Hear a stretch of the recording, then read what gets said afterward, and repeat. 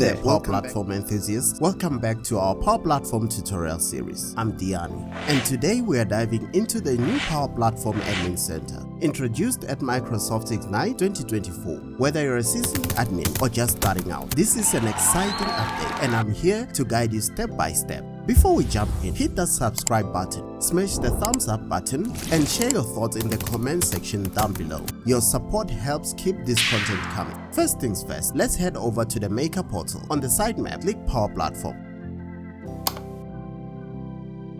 and select the Power Platform Admin Center. This takes us to the classic Admin Center, which, let's be honest, feels a bit outdated. It might take a second or two to load. You'll immediately notice the classic UI can feel cluttered. Finding specific features sometimes requires a bit of a heart, but there's good news. On the navigation bar, find a toggle that switches classic UI to the new modern UI. Let's go ahead and toggle that. The modern UI isn't just a visual upgrade. It's designed to be clean, organized, and easy to navigate. If you've used Fabric or Power BI portals, you'll notice a similar design language, streamlined and intuitive. The new Admin Center introduces powerful updates and features. For instance, the Actions area is a game changer. It provides recommendations for your environment or tenants, organized by severity level. In my setup, I have 2 high severity recommendations. You can also access history of the actions you've taken, making it easy to track and manage changes from the Recommendations tab. The Manage area groups everything you need for environment and app management. Environment management. This includes related apps like D365 or Dynamics 365 and Power Pages.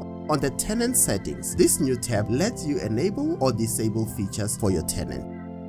Note that while some actions like selecting an environment still redirects you to the classic view, the experience feels more polished when accessed through the new modern UI.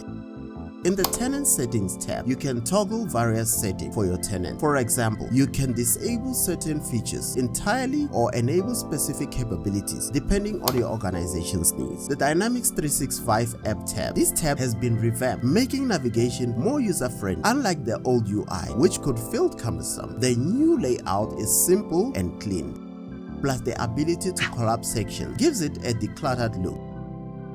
The Monitoring tab has always been an essential tool, but it used to be buried in set. Now it's right where it belongs, front and center. Here on Overview, you can view key metrics like utilization and aggregated data for your tenant. To enable tenant-level analytics, go to Settings. Toggle the tenant-level analytics to enable it. Click Save and look for the green confirmation notification.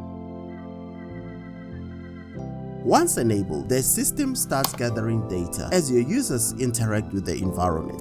For now, my overview shows no data since I just enabled analytics, but over time this will populate with utilization trends, best practices for optimization, performance insight.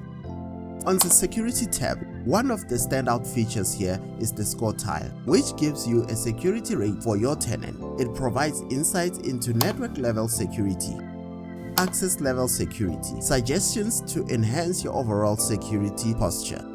Let's go to the Licensing tab. The Licensing section has been redesigned for clarity. Instead of jumping through hoops to find who's using what, you can now see app licenses and user details at a glance. Drill down into specific license assignments. For instance, I'm on a trial license with 1 active Power Apps user and 3 assigned licenses. We also have the Environment tab. Select an environment to view its details.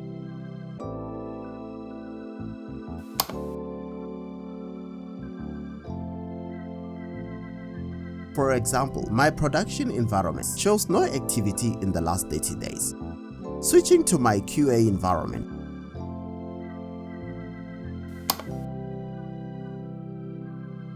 I see recent activity and actionable recommendations for optimization.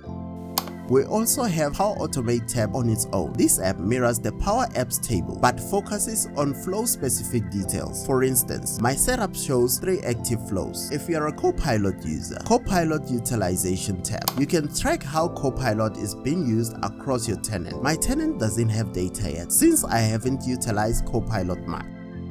page. Want to jump to another admin center? Use the admin area in the sitemap to navigate to portals like M365 Admin Center, Entra Admin Center, and Power BI Admin Center. Let's check out the Entra Admin Center as an example.